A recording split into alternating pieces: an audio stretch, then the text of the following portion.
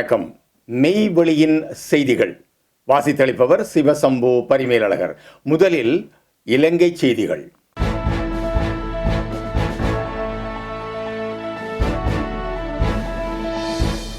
உண்மைகளை கண்டறிவதற்கான சகல ஒத்துழைப்புகளையும் அரசாங்கம் வழங்க வேண்டும். செம்மணி மனித புதைகுழி விவகாரம் தொடர்பாக சுமந்திரன் வலியுறுத்தல். செம்மணி மனித புதைகுழியின் அகழ்வு பணிகள் தொடரப்பட வேண்டும் என்று வலியுறுத்தியுள்ள இலங்கை தமிழரசுக் கட்சியின் பதில் பொதுச் செயலாளர் ஜனாதிபதி சட்டத்திரணி எம் ஏ சுமந்திரன் அரசாங்கம் உண்மைகளை கண்டறிவதற்கான சகல ஒத்துழைப்புகளையும் வழங்க வேண்டும் என்றும் வலியுறுத்தியுள்ளார். செம்மணியில் மனித புதைகுழி தோண்டப்பட்ட போது அதற்கு அண்மையில் மனித புதைகுழிகள் இருப்பதற்கான ஏது நிலைகள் காணப்பட்டன என்று செய்திகள் வந்துள்ளன. முன்னதாக செம்மணி பகுதியில் கிருஷாந்தி படுகொலை வழக்கில் குற்றஞ்சாட்டப்பட்டவர் இறுதி தருணத்தில் தெரிவித்த விடயங்களின் அடிப்படையில் தான் செம்மணியில் அகழ்வுகள் செய்யப்பட்டன. ஆனாலும் அந்த அகழ்வு பணிகள் நிறைவடைவதற்கு முன்பதாகவே அப்பணிகள் கிடப்பில் போடப்பட்டன. அதற்கு பின்னரான பல்வேறு இடங்களில் அகழ்வு பணிகள் முன்னெடுக்கப்பட்டன. அதன் அடிப்படையில் வடக்கு மாகாணத்தில் மட்டும் குறைந்தது 13 இடங்களில் மனித புதைகுழிகள் இருப்பதாக அடையாளப்படுத்தப்பட்டுள்ளன. மன்னாரில் மனித புதைகுழி கண்டறியப்பட்டு அகலப்பட்ட போதும் அது முன்னெடுக்கப்படவில்லை. பின்னர் கொக்கு தொடுவாயில் மனித புதைகுழி கண்டறியப்பட்டு அகலப்பட்ட போதும் அப்பணிகளும் தற்போது இடைநிறுத்தப்பட்டுள்ளன. அவ்வாறான நிலையில் செம்மணி மனித புதைகுழி அகழ்வு பணிகள் இடைநிறுத்தப்படக்கூடாது. விசேடமாக அங்கு இளம் பிள்ளைகள், பெண்கள் அடித்து கொல்லப்பட்டிருக்கலாம் என்று கருதப்படுகின்றது. ஆகவே இதற்கு பின்னர் என்ன நடைபெற்றுள்ளது, யார் இதற்கு காரணமானவர்கள், எந்த காலகட்டத்தில் இது நடைபெற்றது என்பது உள்ளிட்ட அனைத்து விடயங்களும் வெளிப்படுத்தப்பட வேண்டும். அரசாங்கம் அகழ்வு பணிகளுக்கான சகல ஒத்துழைப்புகளையும் வழங்க வேண்டும் என்று செம்மணி புதைகுழி மட்டுமல்ல ஏனைய புதைகுழிகள் அகழ்வு பணிகளையும் முன்னெடுக்க வேண்டும். உண்மைகள் கண்டறியப்பட வேண்டும். அவ்வாறு உண்மைகளை வெளிப்படுத்தி தாங்கள் சொல்வதை செய்பவர்கள் என்பதை அரசாங்கம் செயலில் காட்ட வேண்டும் என்றும் தெரிவித்துள்ளார். ஐக்கிய மக்கள் சக்தி ஆதரவுடன் மட்டக்களப்பு மாநகர சபையின் ஆட்சியை கைப்பற்றியது தமிழரசுக் கட்சி. மட்டக்களப்பு மாநகர சபையின் 8வது முதல்வராக இலங்கை தமிழரசுக் கட்சியின் உறுப்பினரும் சிரேஷ்ட ஊடகவியலாளருமான சிவம் பாக்கியநாதன் தெரிவு செய்யப்பட்டுள்ளதுடன் பிரதி முதல்வராக தமிழரசுக் கட்சியைச் சேர்ந்த வைரமுத்து தினேஷ்குமார் தெரிவு செய்யப்பட்டுள்ளார். மட்டக்களப்பு மாநகர சபைக்கு முதல்வர் மற்றும் பிரதி முதல்வரை தெரிவு செய்யும் வகையிலான அமர்வு இன்று காலை நடைபெற்றது. கிழக்கு மாகாண உள்ளூராட்சி ஆணையாளர் ALM அஸ்மி தலைமையில் நடைபெற்றது. இதன்போது முதல்வரை தெரிவு செய்வதற்கான அழைப்பு விடுக்கப்பட்ட நிலையில் இலங்கை தமிழரசுக் கட்சியைச் சேர்ந்த சிவம் பாக்கியநாதன் அவர்களை அதே கட்சியை சேர்ந்த மாசிலாமணி சண்முகலிங்கம் முன்மொழிய ஐக்கிய மக்கள் சக்தியைச் சேர்ந்த நவரத்ன ராசா ரகுபரன் வழிமொழிய வேறு தெரிவுகள் இன்மையால் அவர் ஏகமனதாக மட்டு மாநகர சபை முதல்வராக தெரிவு செய்யப்பட்டுள்ளார். இதே போன்று பிரதி முதல்வருக்கான அறிவிப்பு விடுக்கப்பட்ட போது மாநகர சபை உறுப்பினர் தினேஷ் அவர்களை பிரதி முதல்வராக இலங்கை தமிழரசுக் கட்சியின் மாநகர சபை உறுப்பினர் தூனா மதன் முன்மொழிய ஐக்கிய மக்கள் சக்தியின் மாநகர சபை உறுப்பினர் மீரா சாஹிபு ஆயிஷா உமா வழிமொழிந்தார். இதனைத் தொடர்ந்து இன்னும் ஒரு தெரிவாக முன்னாள் மாநகர பிரதி முதல்வர் கானா சத்யசீலன் அவர்களை சுயேட்சை குழு உறுப்பினர் சீனா ஜெயேந்திரகுமார் முன்மொழிய சசிகலா வழிமொழிந்தார். இதன் பிரகாரம் பிரதி முதல்வர் தெரிவு தொடர்பில் வாக்கெடுப்பு நடத்துவதற்கான அறிவிப்பு விடுக்கப்பட்டது. அந்த அடிப்படையில் வாக்கெடுப்பு இரகசிய முறையிலா அல்லது பகிரங்க முறையிலா என்பதற்கான உறுப்பினர்களின் விருப்பு கோரப்பட்டது. இதன் பிரகாரம் 22 உறுப்பினர்கள் பகிரங்க வாக்களிப்புக்கு விருப்பு தெரிவித்திருந்தனர். அந்த அடிப்படையில் பிரதி முதல்வருக்கான வாக்கெடுப்பு பகிரங்க முறையில் இடம்பெற்றது.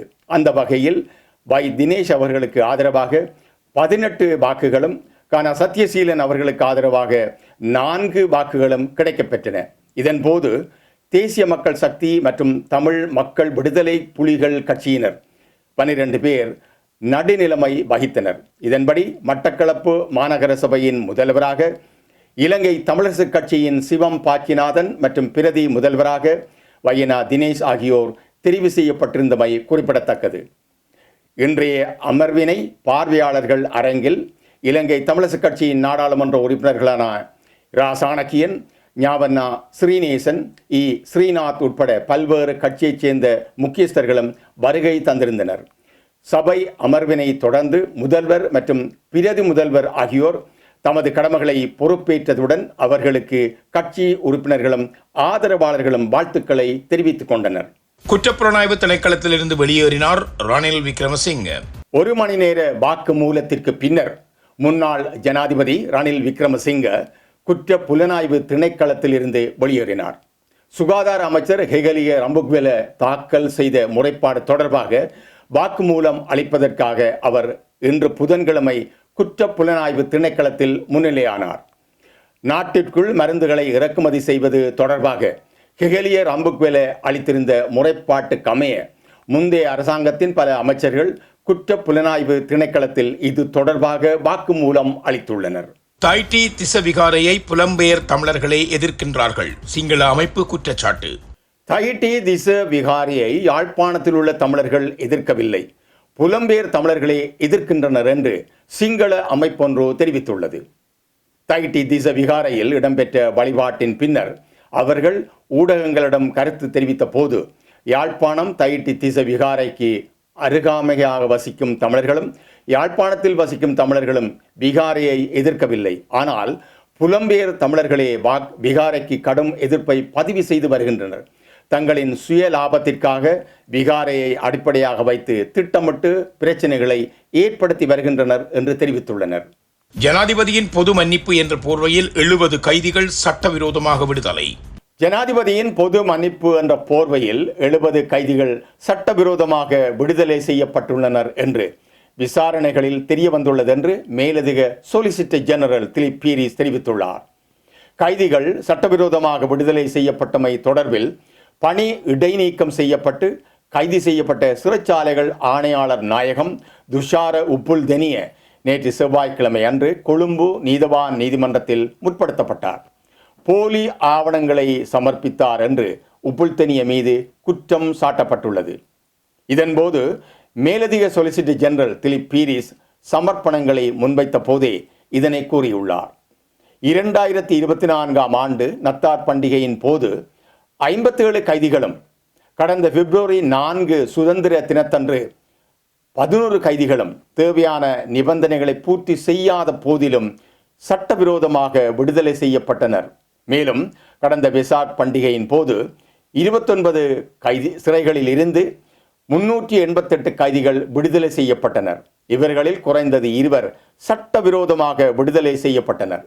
சிறைச்சாலைகள் சட்ட அமுலாக்க அமைப்புகளின் பெருந்தோல்வியை இந்த கண்டுபிடிப்புகள் பிரதிபலிக்கின்றன. சட்டவிரோத நடைமுறைகள், அதிகார துஷ்பிரயோகம் வேரூன்ற தொடங்கியுள்ளன. இவ்வாறான சட்டவிரோத வலையமைப்புகளை அகற்றுவதில் சட்டமா அதிபர் திணைக்களம் விசாரணை அதிகாரிகளை ஆதரிக்க வேண்டும். நாடு முழுவதும் உள்ள மூத்த சிறை அதிகாரிகள், நிர்வாகிகளின் சொத்துக்கள், நிதி அறிவிப்புகள் குறித்து தனித்தனியான விரிவான விசாரணை நடத்தப்பட வேண்டும் என்றார். இதனை அடுத்து பணி இடைநீக்கம் செய்யப்பட்ட சிறைச்சாலைகள் ஆணையாளர் நாயகம் துஷார உபுல்தெனியவை இன்று புதன்கிழமை வரை விளக்கமறியலில் வைக்குமாறு கொழும்பு நீதவான் நீதிமன்றம் உத்தரவிட்டுள்ளது. கைதிகளுக்கான ஜனாதிபதியின் பொது மன்னிப்பின் போது அனுமதியற்ற முறையில் சிலரை விடுதலை செய்த குற்றச்சாட்டின் பேரிலேயே உப்புல்தெனிய மீது கைது செய்யப்பட்டுள்ளார். ஜனாதிபதியின் பொது மன்னிப்புக்கு மாறாக நிபந்தனைகளை பூர்த்தி செய்யாத கைதி ஒருவர் கடந்த வெசாக் பண்டிகையின் போது விடுதலை செய்யப்பட்டார். இந்த விடயம் பேசு பொருளானதை அடுத்து கடந்த 6ஆம் தேதி ஜனாதிபதியின் மூத்த மேலதிக செயலாளர் எழுத்துப்பூர்வமாக அளித்த முறைப்பாட்டை தொடர்ந்து சிஐடி விசாரணையை தொடங்கியது. மறுநாள் அனுராதபுரம் சிறைச்சாலையில் தடுத்து வைக்கப்பட்டிருந்த அத்துல திலகரட்ன என்ற கைதி சட்டவிரோதமாக விடுதலை செய்யப்பட்டமை கண்டறியப்பட்டது. இந்த சிறைச்சாலையிலேயே மற்றொரு கைதியும் இவ்வாறு முறையற்ற விதத்தில் விடுதலை செய்யப்பட்டமை கண்டறியப்பட்டது. இதைத் தொடர்ந்து சிறைச்சாலைகள் ஆணையாளர் நாயகம் துஷார உப்புல்தெனிய பணி இடைநீக்கம் செய்யப்பட்டு கைது செய்யப்பட்டமை குறிப்பிடத்தக்கது. தமிழரசு கட்சி வசமானது புதுக்குடியிருப்பு பிரதேச சபை. இலங்கை தமிழரசு கட்சி சார்பில் போட்டியிட்டு வெற்றி பெற்ற இருவரே வாக்குகளின் அடிப்படையில் தவிசாளர், உப தவிசாளராக தெரிவு செய்யப்பட்டுள்ளனர். அதன்படி புதுக்குடியிருப்பு பிரதேச சபையினுடைய தவிசாளராக வேலாயுதம் கரிகாலன், உப தவிசாளராக சுந்தரம் பரந்தாமன் ஆகியோர் நியமிக்கப்பட்டுள்ளனர். புதிய தவிசாளர், உப தவிசாளர் உறுப்பினர்கள் ஆகியோரை வரவேற்கும் நிகழ்வு புதுக்குடியிருப்பு பிரதேச சபையின் செயலாளர் சானா கிருஷாந்தன் தலைமையில் பிரதேச மண்டபத்தில் இன்று இடம்பெற்றது. நிகழ்வில் புதிதாக தெரிவு செய்யப்பட்ட தவிசாளர், உப தவிசாளர் உறுப்பினர்கள் ஆகியோருக்கு மாலை அணிவிக்கப்பட்டு அறிமுகப்படுத்தப்பட்டனர். நிகழ்வில் புதுக்குடியிருப்பு பிரதேச செயலாளர் இ விஜயகுமார், புதுக்குடியிருப்பு சுகாதார வைத்திய அதிகாரி பணிமனையின் வைத்திய அதிகாரி எஸ் சத்யரூபன், ஒட்டிசுட்டான் சுகாதார வைத்திய அதிகாரி ஆவண்ணா பகீரதன், உலகளந்த பிள்ளையார் ஆலய குருக்கள், பிரதேச சபை உத்தியோகத்தர்கள், முன்னாள் பிரதேச சபை உறுப்பினர்கள், பொதுமக்கள் என பலரும் கலந்து கொண்டனர். செய்திகளில் இனி வருவன இந்திய செய்திகள்.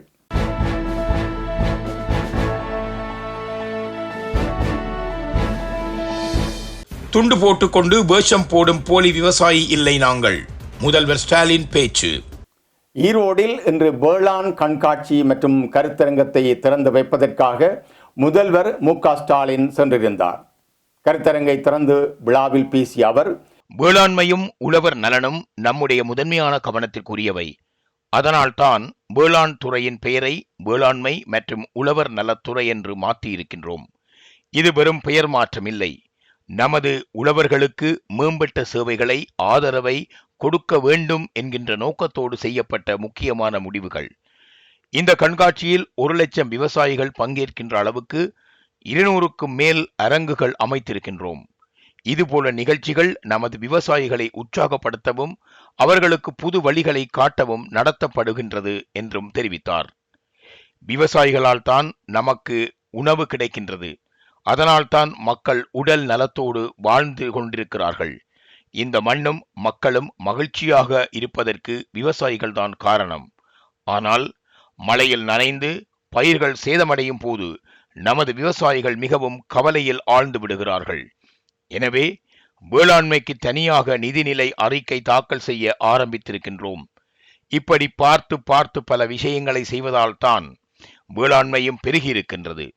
விவசாயிகளும் மகிழ்ச்சியில் இருக்கின்றார்கள். தோளில் துண்டு போட்டுக்கொண்டு வேஷம் போடும் போலி விவசாயிகள் இல்லை நாங்கள். கடந்த அதிமுக ஆட்சி எல்லா வகையிலும் விவசாயிகளுக்கு துரோகம் செய்த ஆட்சியாக இருந்தது. அந்த ஆட்சியில் விவசாயிகளின் தற்கொலை அதிகமாக நடந்திருந்தது. மத்திய அரசின் வேளாண் சட்டங்களை ஆதரித்து அதிமுகவை நீங்கள் தோற்கடித்தீர்கள். இதனால்தான் நாங்கள் ஆட்சிக்கு வந்தவுடனே வேளாண் துறையின் பெயரை வேளாண்மை மற்றும் உழவர் நலத்துறை என்று மாற்றியிருந்தோம். மீண்டும் திராவிட மாடல் 2.0 ஆட்சிதான் அமையும். இதற்கு நமது உழவர்கள் உறுதுணையாக இருக்க வேண்டும் எனவும் மு.க. ஸ்டாலின் தெரிவித்தார். திமுக கூட்டணியில் இருந்து ஒரு கட்சி கூட வெளியேறுவதற்கு வாய்ப்புகளே இல்லை, திருமாவளவன் பதில். இன்று கடலூர் மாவட்டம் சிதம்பரத்தில் செய்தியாளர்களை சந்தித்த விசிக தலைவர் திருமாவளவன் எல். முருகன் பேசிய கருத்துக்கும் பதில் அளிக்கும் விதமாக பேசியுள்ளார். ஊடகங்கள் தொடர்ச்சியாகவே திமுகவிடம் நாங்கள் கூடுதல் தொகுதி கேட்போமா என கேள்விகளை எழுப்பிக் கொண்டிருக்கின்றார்கள். அவர்களுக்காக நான் பதில் சொல்ல விரும்புகின்றேன். கூடுதலாக நாங்கள் கொடுத்தா பெற்றுக்கொள்வோம், இல்லை குறைவாக கொடுத்தால் பெற்றுக்கொள்வோம் என்று சொல்ல முடியாது. எங்களுக்கு ஒவ்வொரு தேர்தல் நடைபெறும் போதும் கூடுதல் தொகுதி வேண்டும் என கேட்டுக்கொண்டிருக்கின்றோம். ஒரு கூட்டணியில் பல கட்சிகள் இடம்பெற்றிருக்கின்றது. எனவே எல்லா கட்சிகளையும் அரவணைக்க வேண்டும். அந்த அடிப்படையில் கூட்டணிக்கு தலைமை தாங்கும் திமுக தலைவர் முதல்வர் மு.க. ஸ்டாலினுடன் உரையாடும் போது சூழ்நிலையை கருத்தில் கொண்டும் வெற்றியை கருத்தில் கொண்டும் இது குறித்து பேசி முடிவெடுப்போம். எனவே இது பேச்சுவார்த்தை நடத்திய பின்னர் கண்டிப்பாக இறுதி செய்யப்படும். அதற்கு முன்கூட்டியே நாங்கள் இத்தனை இடம் கேட்போம், அத்தனை இடம் கேட்போம் என்று சொல்ல முடியாது. நாங்கள் கேட்கும் தொகுதி கோரிக்கை நிறைவேறாவிட்டால் என்றால் அப்படியெல்லாம் கிடைக்காது. நாங்கள் எப்போதுமே திமுக கூட்டணியில் தான் இருப்போம். முடிந்த அளவுக்கு கூடுதல் இடம் கேட்க முயற்சி செய்வோம் எனவும் திருமாவளவன் தெரிவித்துள்ளார். செய்திகளில் தொடர்பான உலகச் செய்திகள்.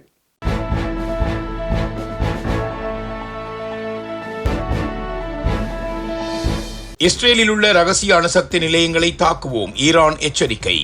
ஈரான் மீது இராணுவ தாக்குதல் நடத்தப்பட்டால் இஸ்ரேலில் உள்ள இரகசிய அணுசக்தி நிலையங்களை உடனடியாக குறிவைப்போம் என்று ஈரானின் ஆயுதப்படைகள் எச்சரித்துள்ளன.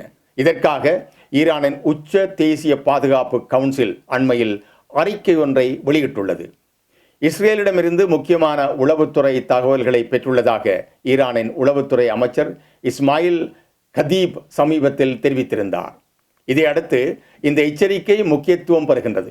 உள்துறை ஆதாரங்கள் மூலம் சேகரிக்கப்பட்ட தகவல்களுடன் இஸ்ரேலில் உள்ள இரகசிய அணுசக்தி தளங்களை உள்ளிட்ட முக்கிய இலக்குகளை அடையாளம் கண்டுள்ளதாக தெரிவித்துள்ளது. ஈரானிய நலன்களுக்கு எதிராக இஸ்ரேல் ஏதேனும் இராணுவ நடவடிக்கை எடுத்தால் இந்த இலக்குகள் மீது பழிவாங்கும் தாக்குதல்களை நடத்த அதன் ஆயுதப்படைகள் தயாராக இருப்பதாக கூறப்பட்டுள்ளது. இஸ்ரேலிடம் அணு ஆயுதங்கள் இருப்பதாக பலர் நம்பினாலும் அந்த நாடு இதை அதிகாரப்பூர்வமாக உறுதிப்படுத்தவோ மறுக்கவோ இல்லை. அமெரிக்க லாஸ் ஏஞ்சலில் வெளுக்கும் மக்கள் போராட்டம், ஊரடங்கு அறிவிப்பு. அமெரிக்காவில் சட்டவிரோத குடியேற்றத்தை தடுக்கும் டொனால்ட் ட்ரம்ப் அரசின் நடவடிக்கைக்கு எதிராக லாஸ் ஏஞ்சல்ஸ் நகரின் மக்கள் போராட்டம் வலுத்து வருகின்றது. அங்கு போராட்டத்தில் ஈடுபடுவோர் இரவு நேரங்களில் கடைகளை கொள்ளையடிக்கும் சம்பவத்தில் ஈடுபடுவதாலும் அதிகரித்து வரும் அமைதியின்மையை தொடர்ந்து Los Angeles mayor Karen Bass இரவு நேர ஊரடங்கு உத்தரவை அறிவித்துள்ளார். நேற்று செவ்வாய்க்கிழமை இரவு 8 மணிக்கு தொடங்கி புதன்கிழமை காலை 6 மணிக்கு முடிவடையும் என்று தெரிவிக்கப்பட்டுள்ளது. நாச வேலைகளை தடுக்கவும் கொள்ளையடிக்கப்படுவதை தடுக்கவும் லாஸ் ஏஞ்சல்ஸ் நகர மையத்தில் நான் உள்ளூர் அவசர நிலையை அறிவித்து ஊரடங்கு உத்தரவை பிறப்பித்துள்ளேன் என்று லாஸ் ஏஞ்சல்ஸ் மேயர் செய்தியாளர் கூட்டத்தில் இதனை அறிவித்தார். ஊரடங்கு உத்தரவை மீறும் நபர்களை சட்ட அமுலாக்க அதிகாரிகள் கைது செய்வார்கள், மேலும் அவர்கள் மீது வழக்கு தொடரப்படும் என எச்சரித்துள்ளார். கடந்த வெள்ளிக்கிழமை முதல் எதிர்ப்பாளர்கள் சட்ட அமுலாக்க அதிகாரிகளுடன் மோதியுள்ளனர். இதன் விளைவாக கிட்டத்தட்ட 200 பேர் கைது செய்யப்பட்டதாக சிபிஏ செய்திகள் தெரிவிக்கின்றன. முன்னதாக அமெரிக்க அதிபர் டொனால்ட் ட்ரம்ப் அதிகரித்த போராட்டங்களை தடுக்க ஆயிரக்கணக்கான கலிபோர்னிய தேசிய காவல் படையினரையும் 700 அமெரிக்க கடற்படையினரையும் நிறுத்தியுள்ளார். இந்த நடவடிக்கை கலிபோர்னியா ஆளுநர் கெவின் நியூசமின் ஒப்புதல் இல்லாமல் எடுக்கப்பட்டது. இதற்கு கடும் எதிர்ப்புகளும் வழக்கும் தொடரப்பட்டுள்ளது என்பது குறிப்பிடத்தக்கது. இத்துடன் மெய்வழியின் செய்திகள் நிறைவு பெற்றன. தொடர்ந்தும் மெய்வழியின் மேலதிக செய்திகளை பார்வையிட www.மெய்வழி.com என்ற இணையதளத்தை பார்வையிடுங்கள். மேலும் மெய்வழி ஆப்பையும் பதிவிறக்கம் செய்து கொள்ளுங்கள். வணக்கம்.